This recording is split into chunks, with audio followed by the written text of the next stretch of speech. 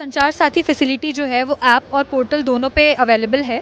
अभी आपको जान के बहुत अच्छा लगेगा कि हमारे संचार साथी पोर्टल पे around 20 crore plus visitor count है और संचार साथी ऐप के 1 करोड़ प्लस डाउनलोड्स हो चुके हैं। तो इस ऐप पे बहुत सारी फैसिलिटीज़ अवेलेबल हैं। तो सबसे अच्छी जो अभी इम्पॉर्टेंट फैसिलिटी है वो है रिपोर्ट सस्पेक्टेड फ्रॉड कम्युनिकेशन। तो हम लोगों को कभी ना कभी किसी ना किसी माध्यम से जैसे कॉल, एसएमएस या व्हाट्सएप के थ्रू कोई स्कैम एसएमएस या स्कैम कॉल आया ही होगा।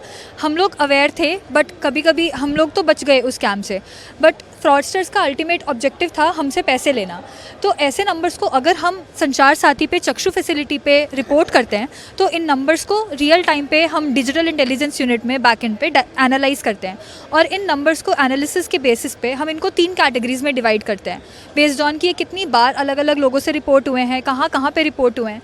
तो इनको 3 कैटेगरीज में डिवाइड करते हैं, जैसे वेरी हाई सिवियरिटी और मीडियम सिवियरिटी नंबर्स।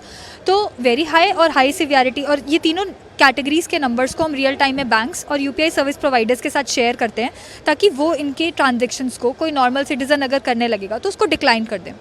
तो फ़ोनपे और पेटीएम जैसे लीडिंग यूपीआई सर्विस प्रोवाइडर्स अभी हमारे साथ ऑनबोर्डेड हैं और उन्होंने इस चीज़ को अपने सिस्टम के साथ इंटीग्रेट किया है। तो वो वेरी हाई और हाई सिवियरिटी नंबर्स के लिए ट्रांजैक्शंस को डिक्लाइन करते हैं और मीडियम सिवियरिटी के नंबर्स के लिए एक अलर्ट और एक नज जैसा क्रिएट करते हैं ताकि सिटीजन जो है उसको पता चल जाए कि ये जो नंबर है वो सस्पिशियस मार्क किया है डिपार्टमेंट ऑफ टेलीकम्युनिकेशन में। अब सिटीजन की मर्जी है कि वो इस ट्रांजैक्शन को आगे करना चाहता है या नहीं।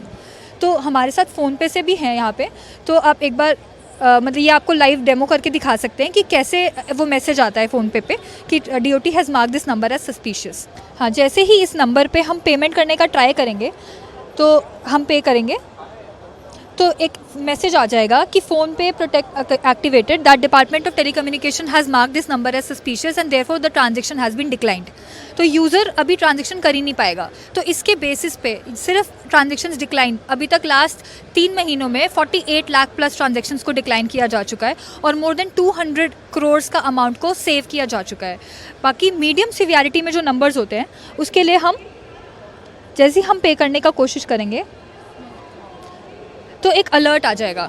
अब ये जो अलर्ट है इसको अगर मान लीजिए सिटीज़न को करना है पेमेंट इस पर, तो वो कंटिन्यू करके इसके ऊपर पेमेंट कर सकते हैं। तो यहाँ मीडियम सिवियरिटी के नंबर्स में सिटीज़न के पास एक प्रिविलेज है कि वो उस ट्रांजैक्शन को प्रोसीड कर सकते हैं।